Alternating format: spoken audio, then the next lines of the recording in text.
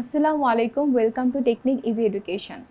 তোমরা যারা টেকনিক থেকে ইজি বায়োলজি যে বইটা ছিল সেটা কিনেছো তাদেরকে অনেক ধন্যবাদ। যারা এখনও কিনোনি অবশ্যই কিনে ফেলবে। আমরা আজকে বায়োলজি 12 অধ্যায়ের ময়মনসিংহ বোর্ড 2025 সালের কোশ্চেনটি নিয়ে হাজির হয়েছি। তো এখানে উদ্দীপকে যেটা বলা আছে, উদ্দীপকে দুইটা চিত্র দেওয়া আছে। একটা হচ্ছে একটা সিঙ্গেল সূত্র, আর এটা হচ্ছে এটা আমরা জানি ক্রোমোজোম। তো এটা আসলে কি, এটা আমরা দেখব পরে। এখানে বলছে লোকাস কি, প্রাকৃতিক নির্বাচন বলতে কি বোঝায়, উদ্দীপকে উল্লিখিত এম এ চিত্রসহ গঠন বর্ণনা করো এবং মানব সন্তানের লিঙ্গ নির্ধারণে চিত্র এন এর ভূমিকা বিশ্লেষণ করো। ওকে, তাহলে আমরা আসলে সলিউশনে চলে যাই। যে লোকাস কি, ক্রোমোজোমের যে নির্দিষ্ট স্থানে, ক্রোমোজোমের যে নির্দিষ্ট স্থানে এই জিনটা অবস্থান করে, তার মানে একটা নির্দিষ্ট স্পেসিফিক স্থান আছে যেখানে এই জিনটা হচ্ছে থাকবে, এটার নাম হচ্ছে লোকাস। তার মানে ক্রোমোজোমের সব জায়গার মধ্যে হচ্ছে থাকবে না জিন, একটা নির্দিষ্ট জায়গার মধ্যে থাকবে। যে নির্দিষ্ট জায়গার মধ্যে এই জিনটা থাকবে সেটার নাম হচ্ছে কি, লোকাস। এখন এটা খুবই সহজ একটা প্রশ্ন ছিল। তারপর পরবর্তী প্রশ্নটা হচ্ছে কি অনুধাবনমূলক, যে প্রাকৃতিক নির্বাচন বলতে কি বুঝো, প্রাকৃতিক নির্বাচন বলতে কি বোঝায়। তাহলে আসো, প্রাকৃতিক নির্বাচন মানে কি। ডারউইনের মতে জীবন সংগ্রামে যেসব প্রাণী সাফল্য লাভ করে, যাদের শারীরিক গঠন প্রকৃতি বেঁচে থাকার প্রয়োজনে পরিবর্তিত হয়। তার মানে হচ্ছে যেসব প্রাণীরা প্রাকৃতিক নির্বাচনে তোমার সফল হয়েছে তারাই এই পর্যন্ত টিকে আছে। বলছে যে তারা পরিবর্তনশীলতার দক্ষতার পরিচয় দিয়ে অভিযোজিত গুণগুলো বংশ পরম্পরা সঞ্চারিত হয়ে বেঁচে থাকা বা বিবর্তনের প্রতিযোগিতায় জয়ী হয়। যেমন বলা, যদি আমাদের কথাও বলি, মানুষের কথা বলি, হোমোসেপিয়েন্সের যদি কথা বলি, তারা আদি অবস্থায় তাদের বৈশিষ্ট্য আর এখন আস্তে আস্তে বিবর্তনে মানুষের যে বৈশিষ্ট্য বা চেহারার মধ্যে অনেক তফাৎ আছে। ঠিক আছে, আগে আদিম মানুষ যারা ছিল তারা কিন্তু অনেক সবকিছুই বলতে গেলে একটু কাঁচা খেত, সবকিছুই হাড় দাঁত দিয়ে চিবিয়ে খেত। তখন তাদের যে দাঁতের যে গঠন আর এখন আমাদের গঠনের মধ্যেও অনেক তফাৎ। তার মানে হচ্ছে কি, যে প্রকৃতির সাথে সাথে সময়ের সাথে সাথে আমাদেরও একটা চেঞ্জ আসছে। এটাকে বলে বিবর্তন।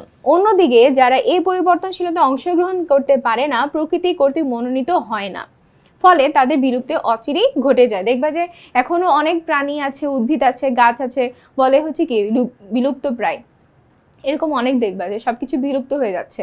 যেমন এখন বলা যায়, যেমন গন্ডার, আগে কিন্তু প্রায় মানুষ গন্ডার কথা বলতো, কিন্তু এখন মানুষ গন্ডার নামটাই ভুলে যাচ্ছে, কারণ ওই প্রাণীটা আস্তে আস্তে আমাদের পরিবেশের সাথে মানিয়ে নিতে পারতেছে না, সেজন্য ও বিলুপ্ত হয়ে যাচ্ছে। ঠিক আছে, তো প্রাচীনকালের প্রাণী ডাইনোসরে বলিষ্ঠ হওয়া সত্ত্বেও পরিবেশের সঙ্গে সুষ্ঠুভাবে অভিযোজিত না হতে পারায় সে বিলুপ্ত হয়ে গেছে। বলে না যে তোর তো তেলাপোকার প্রাণ, তার মানে কি তেলাপোকা এমন একটা প্রাণী, সে অনেক আগে থেকেই আছে। কিন্তু ডাইনোসরও কিন্তু অনেক অনেক বড় এবং শক্তিশালী ছিল ডাইনোসর যেটা, কিন্তু প্রকৃতি ওকে নির্বাচন করতে পারেনি, সেজন্য কি হয়ে গেল, ও বিলুপ্ত হয়ে গেল। তার মানে প্রাকৃতিক নির্বাচনে যারা টিকে থাকতে পারে একমাত্র তারাই জয়ী। পরবর্তীতে কি বলছে, উদ্দীপকে উল্লিখিত এম চিহ্নিত, তাহলে এম যে চিত্রটা, এই যে এটা চিত্র সহ গঠন বর্ণনা করতে বলছে। তাহলে এম চিত্রটা আসলে কি, এটা সিঙ্গেল স্ট্র্যান্ড একটা সূত্রক। তার মানে এটাকে আমি বলতে পারি আরএনএ। যদি ডিএনএ দেওয়া থাকতো তাহলে এরকম মনে করে থাকতো এরকম, কিন্তু এটা আছে কি এরকম, জাস্ট একটা সুতার মতো এভাবে চলে যাচ্ছে। তাহলে এটা হবে কি, এটা হবে আরএনএ। তাহলে এখানে মেইনলি আমাদের আরএনএ গঠন ব্যাখ্যা করতে বলছে। তাহলে আমাদের বংশগতি উপাদান হচ্ছে ডিএনএ, এবং অনুন্নত প্রাণীদের ক্ষেত্রে যেমন বিভিন্ন ভাইরাসের ক্ষেত্রে বংশগতি উপাদান হচ্ছে কি, আমাদের ডিএনএ, আর বিভিন্ন ভাইরাসের ক্ষেত্রে হবে আরএনএ। তো আমরা এখন জানবো আরএনএ সম্পর্কে। তাহলে দেখো, এটা এক ধরনের নিউক্লিক অ্যাসিড। এই নিউক্লিক অ্যাসিডের মধ্যে কিন্তু যে সুগারটা থাকে সেটার মধ্যে থেকে অক্সিজেন হ্রাস পায় না, সেজন্য এটা ডিঅক্সি হয় না, সেটা রাইবোই থাকে। এটা সম্পূর্ণরূপ রাইবো নিউক্লিক অ্যাসিড। আরএনএ কে আমরা সম্পূর্ণভাবে কি বলতে পারি, রাইবো নিউক্লিক অ্যাসিড। অধিকাংশ আরএনএতে একটি পলিনিউক্লিওটাইডের সূত্র থাকে এবং এতে 5 কার্বন বিশিষ্ট রাইবো শর্করা, অজৈব phosphate, nitrogen base, adenine, guanine, cytosine এবং ইউরাসিল থাকে। তার মানে এখানে আমাদের একটা পার্থক্য আছে। ডিএনএ এবং আরএনএর পার্থক্য কিন্তু খুবই ইম্পর্টেন্ট, এটা কিন্তু অনেক আসে। যখন আমরা লেকচারটা পড়বার সাথে সাথে এর সমসাময়িক কি কি কোশ্চেন আসতে পারে সেটাও তুমি চাইলে নোট করতে পারো। যখন তুমি ক্লাসটা দেখতেছো তুমি আলাদা একটা খাতা নিয়ে বসবা, যেমন একটা জিনিসের অনেক সিমিলার অনেক নাম থাকতে পারে, কি কি পার্থক্য আসতে পারে। যদি তুমি ডিএনএ আরএনএ এখন পড়তে বসো, সাথে সাথে ডিএনএ আরএনএ চিত্রটা শিখে ফেলো, ও গঠনটা শিখে ফেলো, সাথে সাথে দেখো যে ওর পার্থক্যটা কি। ঠিক আছে, তুমি যদি পার্থক্য আকারে কোনো কিছু পড়ো সেটা আরো বেশি মনে থাকবে। তাহলে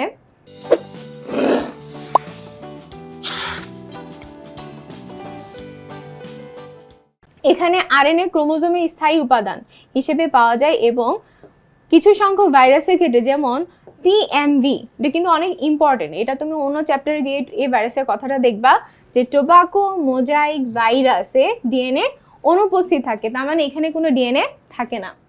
অর্থাৎ যে সমস্ত ভাইরাস ডিএনএ দ্বারা গঠিত নয় তাদের নিউক্লিক অ্যাসিড হিসেবে আরএনএ এসব ক্ষেত্রে থাকে এবং এসব ক্ষেত্রে আরএনএ বংশগতীয় বস্তু হিসেবে কাজ করে। ঠিক আছে, যাদের ডিএনএ নাই তাদের আরএনএ থাকবে। তার মানে কি আরএনএ কি শুধু যাদের ডিএনএ নেই তাদেরই থাকবে নাকি আমাদেরও আছে? ডিএনএ কিন্তু আমাদের শরীরেও থাকে, ওরা আমাদের শরীরে অনেক গুরুত্বপূর্ণ একটা কাজ করে, সেটা হচ্ছে প্রোটিন তৈরি করতে সাহায্য করে।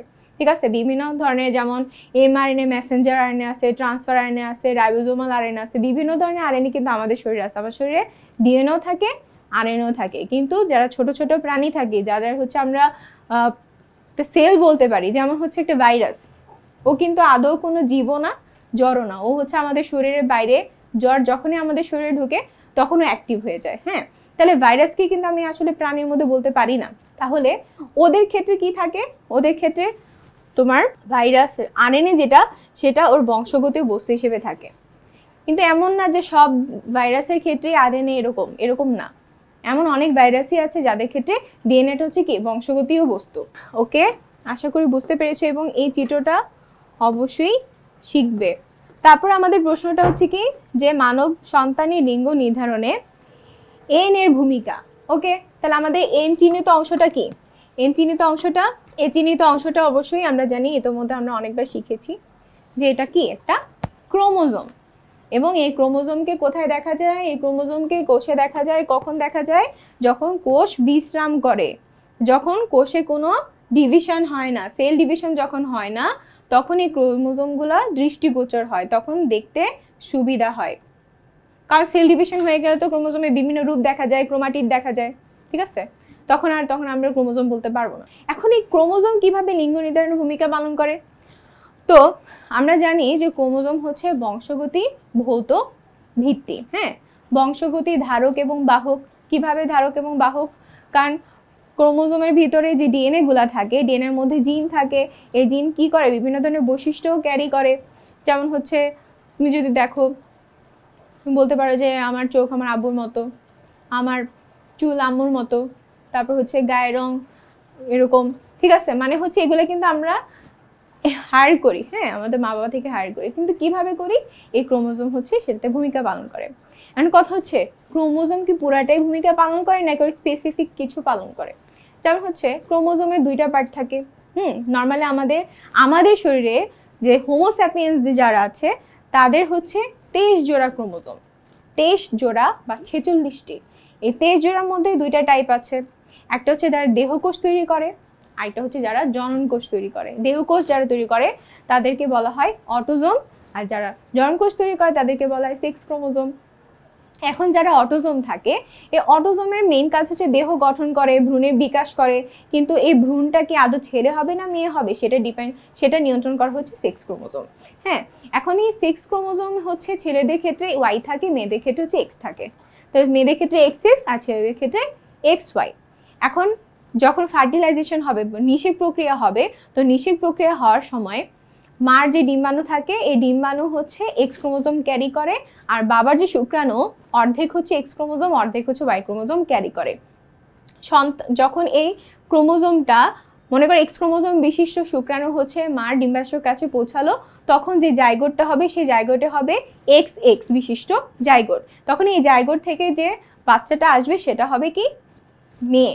আবার ওয়াই ক্রোমোজোম বিশিষ্ট স্পার্ম যদি মার ডিমের কাছে যায়, তখন তারা মিলে যে জাইগোট তৈরি হবে সেটা হবে এক্স ওয়াই, এবং এই এক্স ওয়াই যে জাইগোটটা হবে সেটা হচ্ছে ছেলে সন্তান হবে। ঠিক আছে, তো এখানে এটাই বলা হয়েছে যে মার ক্ষেত্রে কি থাকে, শুক্রাণু সৃষ্টির সময় অর্ধেক সংখ্যক শুক্রাণু একটি করে এক্স এবং অর্ধেক সংখ্যক শুক্রাণু ওয়াই ক্রোমোজোম লাভ করে। এটা কার ক্ষেত্রে?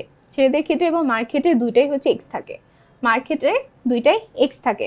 পরে কি বললো যে জাইগোট দুটি এক্স অথবা একটি এক্স অথবা এবং একটি ওয়াই, জাইগোটে হয় দুইটা এক্স অথবা একটা এক্স একটা ওয়াই ক্রোমোজোম বিশিষ্ট হতে পারে। এই দুইটি এক্স নিয়ে যে শিশু জন্মাবে সে হবে মেয়ে এবং এক্স ওয়াই নিয়ে যে সন্তান জন্মাবে সে হবে ছেলে। তার মানে তুমি যে 25 সালে যতগুলো প্রশ্ন দেখবা এই প্রশ্নের মধ্যে এটা কিন্তু একটা কমন প্রশ্ন যে ক্রোমোজোম কিভাবে বংশগতি লিঙ্গ নির্ধারণে ভূমিকা রাখে। তারপর তুমি বুঝতেই পারছো এটা কত কত ইম্পর্টেন্ট। তুমি অবশ্যই এটা খুব ভালো করে এই প্রশ্নটি পড়বে। তো আশা করি আমাদের 25 সালের যে প্রশ্নটা ময়মনসিংহ 2025 সালের প্রশ্ন তোমরা পুরোটা বুঝতে পেরেছো। এবং কারো যদি এখনো আগ্রহ না হয় যে আমি বায়োলজি পড়বো না, তো অবশ্যই আমাদের ইজি বায়োলজি এই বইটি দেখবে। আমি 100% বলতে পারি তোমার অবশ্যই ভালো লাগবে, তুমি অবশ্যই পড়তে পারবা বায়োলজি। কারণ বায়োলজি বেশিরভাগ ক্ষেত্রে অনেকের পছন্দ হয় না, কিন্তু আমি বিশ্বাস করি যে তুমি পারবে। ঠিক আছে, তো এটাই ছিল আমাদের 25 সালের প্রশ্ন। এবং 25 সালে অন্যান্য অধ্যায়ে আরও প্রশ্ন যদি তোমার জানা থাকে অবশ্যই আমাদের এই বইটি কিনবে। এবং ওইখানে প্রতিটা প্রশ্নের উপরে একটা কিউআর কোড দেওয়া থাকে, এই কিউআর কোডে স্ক্যান করলে সাথে সাথে তুমি একটা লাইভ ভিডিও পেয়ে যাবে। তাই এতক্ষণ পর্যন্ত সবগুলোর প্রশ্ন সমাধান করার জন্য ধৈর্য সহকারে বসে থাকার জন্য তোমাকে অসংখ্য অসংখ্য ধন্যবাদ এবং আমাদের পাশে থাকবে। আসসালামু আলাইকুম।